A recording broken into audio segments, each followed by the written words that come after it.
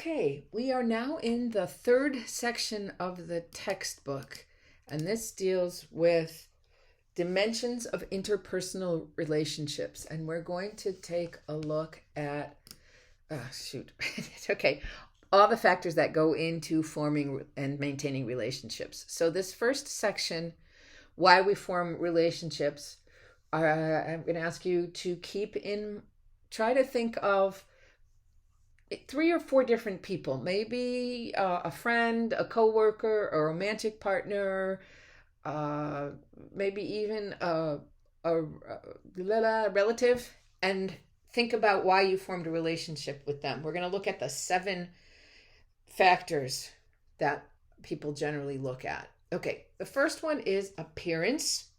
People say that they don't judge, that they don't select other people based on appearance, but that's actually generally not true. People notice this in speed dating. So the idea is that appearance is important at the beginning. I think we can all think of someone who initially we thought was very attractive, and the more we got to know them, the more we realized that even though they might look good, they were rotten inside, and also vice versa. There can be someone that you met that you didn't think was especially good looking, but as you got to know their good qualities, you realized that they became more attractive in your eyes. So here's the question. Can you think of someone that you decided to get into some kind of a relationship with because you thought they looked good? And appearance can also be, it's not just like their face or their body, it could be what they're wearing. You know, you liked someone because they had real cool shoes. Okay. The next one is similarity, and there are social scientists who have postulated the similarity thesis, which says that for most people, the strongest factor that determines whether we're going to form a relationship with someone or not is similarity. If we perceive that someone is like us, we are more likely to want to be in a relationship with them. Notice I emphasize the word seems because similarities are definitely subjective. Okay. Remember, this is the early stages of the relationship. We a lot of times don't even have enough data. All right. Similarities are validating, which means if we see someone and they are similar to us, we think, oh, well, I must be a good person too. Okay. Let's see. Because people are similar to us, it's easy to predict what they're going to do, what they're going to like. Are they going to like the same kind of movies you do? So that's one of the reasons. The validation and the being able to make accurate predictions, I think, go right into the similarity thesis. And interesting, we assume that if people are similar to us or are like us, they will also like us because we like ourselves. So of course, other people who are like us will like ourselves. Okay. Now this seems to contradict it. This is the opposites attract, and the word is complementarity, and I will tell you spell check does not like this word. Okay, so the idea of opposites attract can work if the differences, how can I say this?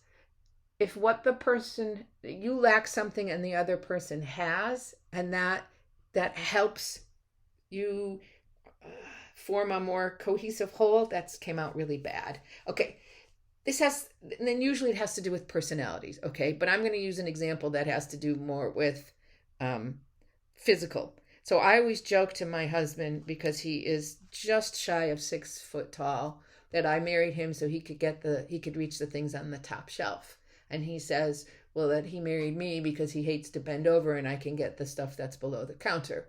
Okay, so imagine that that's not a physical trait, but it is a personality trait. You know, as the book says, maybe you have one person who's good with money and the other person's not.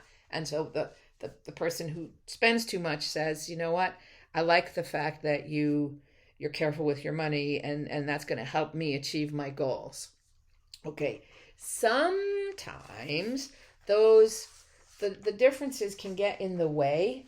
So it says when partners are radically different, the dissimilar qualities that at first appeared intriguing later become the cause for relational breakups. Okay, so if you are friends with someone or you have a romantic relationship with someone who is very different from you, the two of you need to find a way that you can come to a balance to celebrate the similarities and the differences, right? There is something called social exchange theory, which says that we seek out people who can give us rewards that are greater than or equal to the costs we encounter in dealing with them. So this is a lot of people don't especially care for this idea. It seems too mercenary. When I'm not talking money here, okay. I think we see it more in the negative, that we will say, you know what, I don't want to be friends with this person anymore because it I'm the one who's always giving and I'm not getting anything, which is the rewards that I'm getting are not equal to what I'm putting into the relationship. So this outcome is not something that I want. People don't like to think that they use this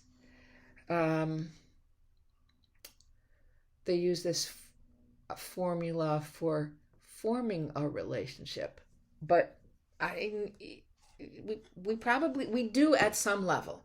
Okay, so then the textbook, goes on to talk about, and they use this in the context of an abusive relationship. I forget the woman's name. Gloria. Okay, Drew was the other person. Okay, so Gloria is in a challenging abusive relationship with Drew and is going through is going to look at possibly two standards. Comparison. What is the minimum standard of accepted behavior? And if Drew is violating this, then Gloria will decide, no, this is unacceptable, I will leave. There's another one that's called the comparison level of alternatives, where what a person, or Gloria in this case, would do is look at what are the rewards that I'm getting in this relationship compared to a relationship that I could potentially have. And I think, I don't know, this is certainly out of my area of expertise, but I have read that many people in an abusive relationship feel that, there's nothing better out there. So, anyway, I guess I should put in if you are in a relationship where you feel unsafe, please seek professional help. Okay. Talk to me. I can connect you to the counselors at Tunxis. All right. The fifth one is competency. So we, to an extent, like people who are talented, as long as they're also warm. If we have talented people who are kind of cold, we don't think very highly of them. We think they're stuck up. They brag about themselves. Okay. But also, really interesting. They talked about if we are a warm person but we're not so competent, that's not great. And they talked about people who made errors in their dating profiles were viewed as less attractive, intelligent, and attentive than people who had profiles that did not contain any errors. So if you're going to do online dating, get a friend to help you proofread. Okay. Then there are people who are supremely competent, and we don't like them. We feel threatened by them. So overall, we like competent people who have some flaws, because then we realize, because that's like us, we know that we have some flaws and we don't feel too bad about the fact that this person has great skills. Okay. Okay. Proximity is the sixth one. And this one, probably for most of you, this is what happened when you were growing up. You became friends with the kids in your neighborhood, right? Or the people that you went to school with. We develop relationships with people that we interact with frequently.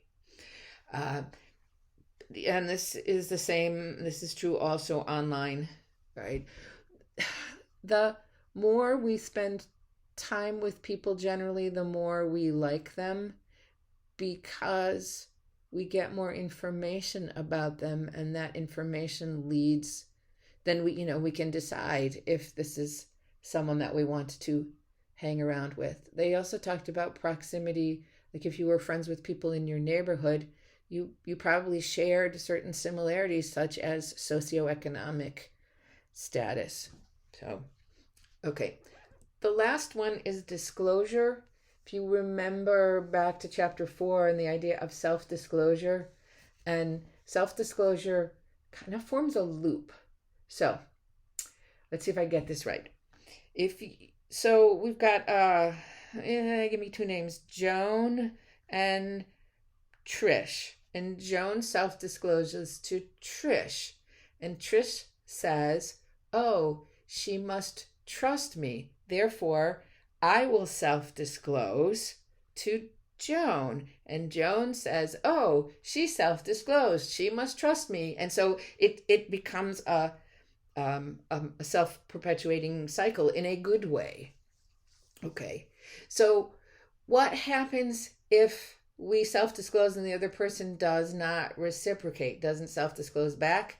Then you're like, okay, what do I do? You feel stupid that you put yourself out there and the other person didn't step up.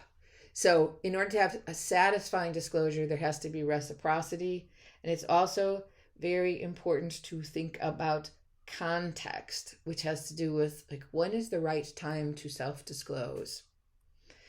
So no easy answer for that. You play it by ear, and then it's a little bit of a game of chicken. Who's going to go first? So if you're a little shy, you hold back and wait for that person to self-disclose, and if they do, you say, "Oh, they must trust me, therefore I can feel comfortable self-disclosing." Okay. Do you remember what the 7 factors are that the textbook discusses that influence the choice of relational partners? Not only do you know the names of them, but do you remember what they mean? And I want you to think of a time that each of these was a factor in establishing one of your relationships.